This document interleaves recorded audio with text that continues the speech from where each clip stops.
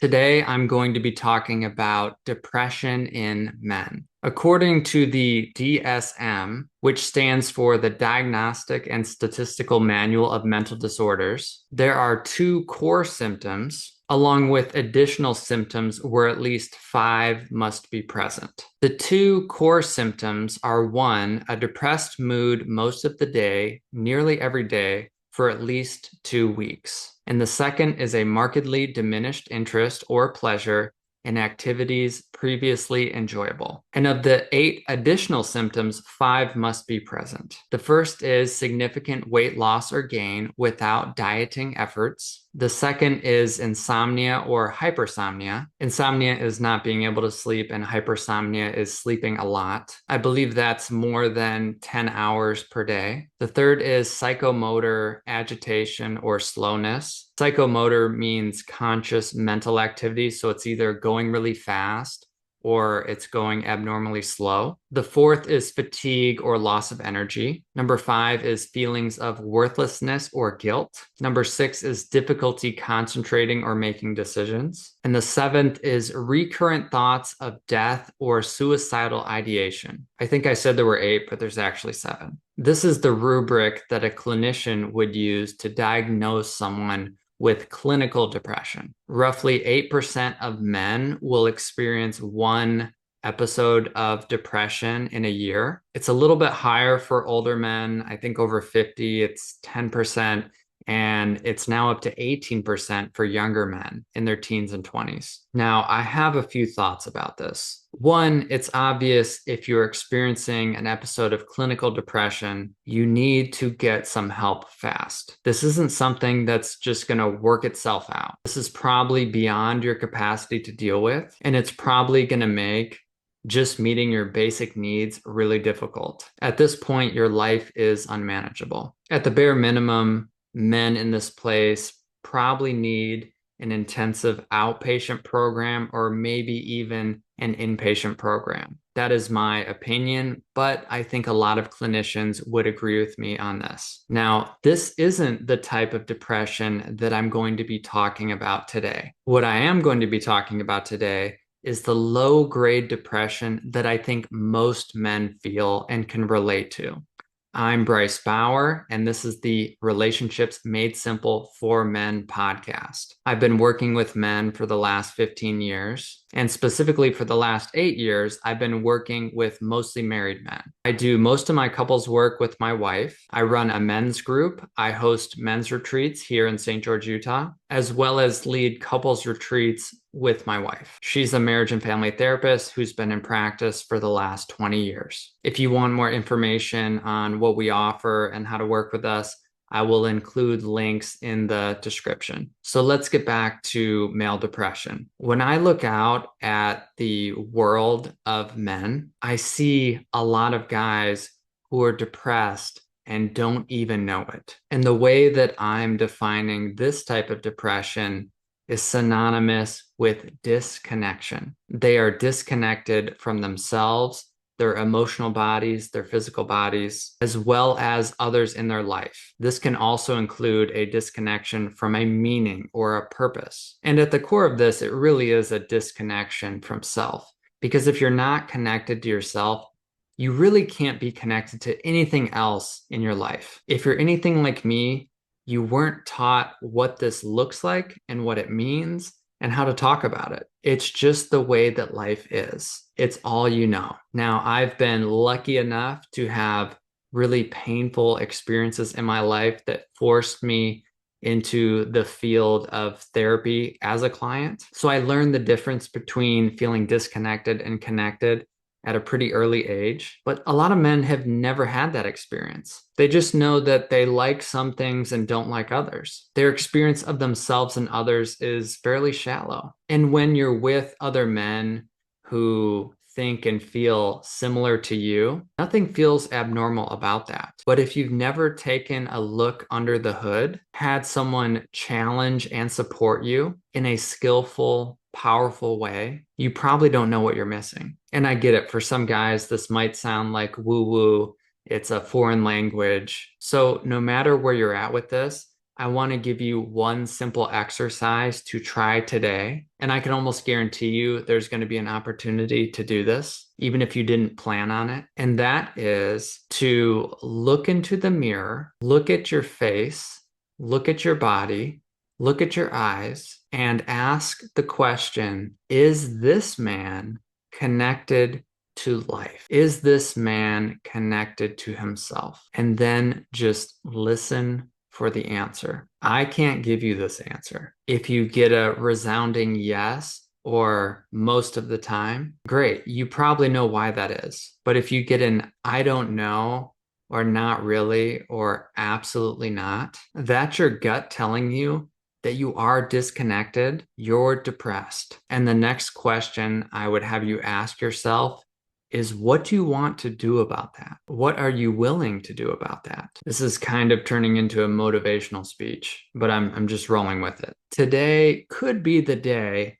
that you finally acknowledge that you're disconnected and depressed, and you choose to do something differently about it. Sure, tomorrow could be that day too, but I know how that often goes with guys. Tomorrow can turn into years. You can make a decision in your mind to do something about it today. And that doesn't mean that you have to take a specific action today, but it does mean that you will be open to exploring and taking advantage of opportunities when they arise. You can make that mental shift. Now I want to return to some of my thoughts on male depression. Whenever I bring this topic up, the question that I often get asked is, why are men depressed? The main reason why I think most men are depressed is that they were emotionally neglected growing up. Most families did not have a culture around talking about feelings and holding space, understanding how to work through conflicts. Parents weren't taught to actually check in with their kids and to help them process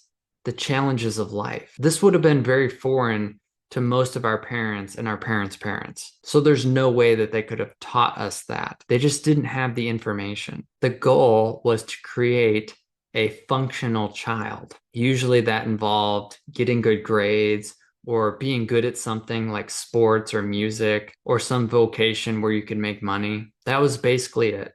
Don't do drugs, do things that are going to make you successful, try to be likable. If you created that type of kid, you were looked at as a winning parent. And if yelling at your kids or shaming your kids or beating your kids seem to help them do better in life, then that's fine. Some parents were also disassociated. They really weren't all there emotionally. Some dads were just robots who knew how to work and make money and maybe did some discipline. Some mothers were overwhelmed and depressed and anxious and had no support for themselves. A lot of parents just didn't have the capacity to deal with their own emotional experiences, let alone their child. So they got neglected. And I think especially more so with boys. A good boy is tough, smart, confident, and independent. And if that is the goalpost that you're aiming for, most boys learned how to disown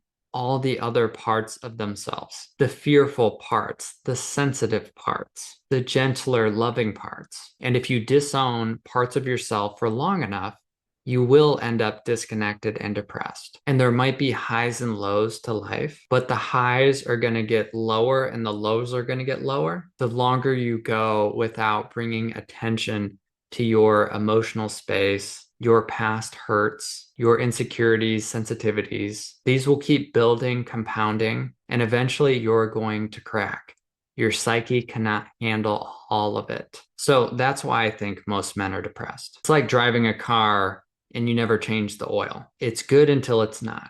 I don't know why I keep coming back to these car analogies. The second question that I get asked around male depression is, what can we do about it? The first thing we need to do is just be honest about it, honest with ourselves and honest with others. If you think you're depressed, if that's what your gut is telling you, I'd suggest telling people that really care about you what's actually going on to the best of your ability. Hey, honey, I realized something. I think I'm depressed or disconnected from life, whatever word you want to use. Mom, dad, friend, I think I'm disconnected. I think I'm depressed. You have to at least let some people know what's going on. That in and of itself will start to release some of the shame, the grip that guilt can have on you by keeping it a secret. It can also be very liberating. It doesn't mean that you're a flawed human being. You're just having a difficult experience. It can also be very humbling. I've had a few periods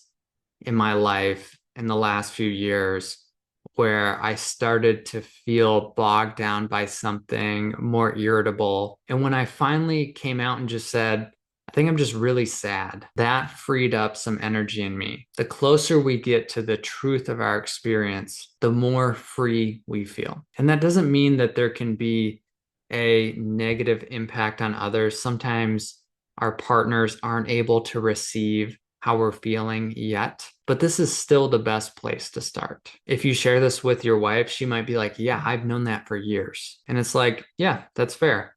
I've been denying this fact of my experience for years, and I've made you crazy for trying to convince you that it wasn't true. So, me admitting it now might feel kind of validating, but also it might bring up anger within you. That's real. That can happen. But I still think being honest and direct is the best way to go. Now, what to do if you're feeling disconnected or depressed? I think it depends. I'll give you a few ideas. If you do feel safe enough with yourself, you could go on a backpacking trip alone or a long hike alone with the intention to really drop into yourself in nature. That's something that's helped me. Don't listen to music, don't read, just be with yourself for a few hours or a few days. You can journal if you want, and don't do anything stupid. Be safe. Tell someone where you're going and when you will be back. Don't be like that guy in 127 hours. I'd also suggest looking for someone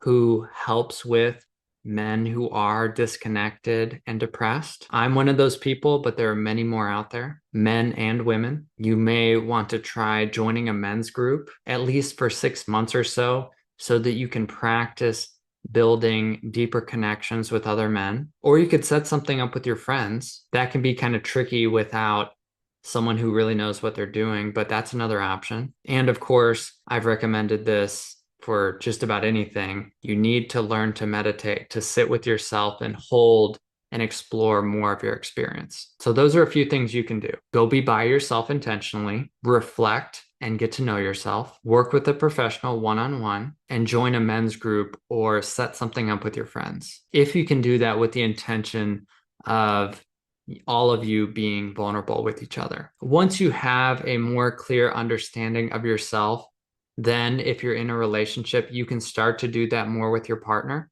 getting couple support or doing authentic relating practices with each other. But either way, do something. Look at yourself in the mirror today and ask those two questions that I introduced. Is this man disconnected and depressed? And if so, what is he willing to do about it? That's all I got for today.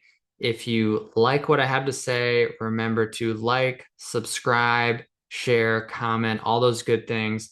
It helps me feel validated and motivated to keep this going. I want to be able to offer this for free so that people that can't afford to work with me can still get help. And it helps me when you share your appreciation. So for those of you who have done that, thank you. And even if you don't, thank you too for listening in. I'll see you next week.